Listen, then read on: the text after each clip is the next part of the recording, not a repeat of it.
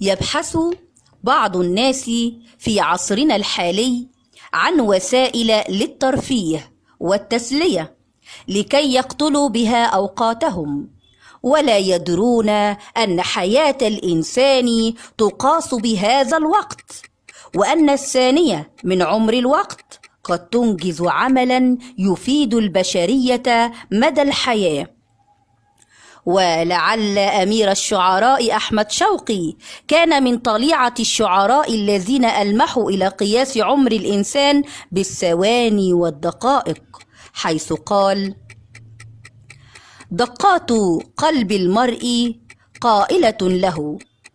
إن الحياة دقائق وثواني،